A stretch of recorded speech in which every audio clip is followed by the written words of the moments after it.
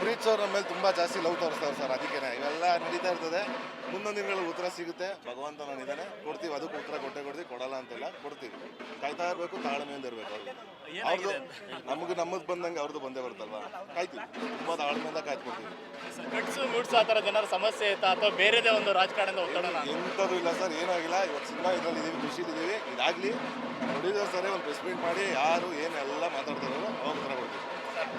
ಇವತ್ತು ರಿಲೀಸ್ ಆಗ್ಲಿಕ್ಕೆ ಕಾರಣ ನನ್ನ ದೇವರು ಕುಮಾರಸ್ವಾಮಿ ಅವರು.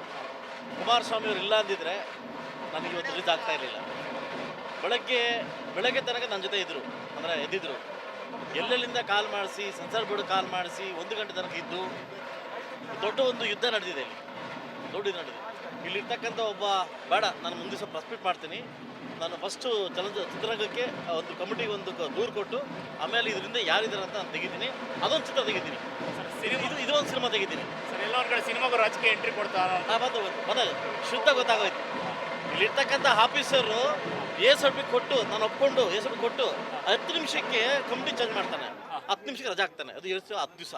ಇಲ್ಲಿ ಯಾರು ಸಿನಿಮಾ ನೋಡೋರೇ ಇಲ್ಲ. ಇಲ್ಲಿ ನಮಗೆ ಸರ್ಟಿಫಿಕೇಟ್ ಕೊಡಲಿಕ್ಕೆ, ಸೆನ್ಸಾರ್ ಕೊಡಲಿಕ್ಕೆ ಸಿನಿಮಾ ನೋಡೋರೇ ಗೊತ್ತಿಲ್ಲ. ಇಲ್ಲಿ ನಾವೆಲ್ಲೋ ಬೇಕು, ಬಾಂಬೆಗೆ ಹೋಗ್ಬೇಕು, ಅದಲ್ವಾ? 24 ಗಂಟೆ ಪಟ್ಟಿರ್ತಕ್ಕಂಥ ಕಷ್ಟ ಇದೆಯಲ್ಲ. ಥ್ಯಾಂಕ್ಸ್ ಟು ಮೈ ಬ್ರದರ್, ನನ್ನ ಅಣ್ಣ ಕುಮಾರಣ್ಣಗೆ ಥ್ಯಾಂಕ್ಸ್ ಹೇಳ್ತೀನಿ. ಇವತ್ತು ರಿಲೀಸ್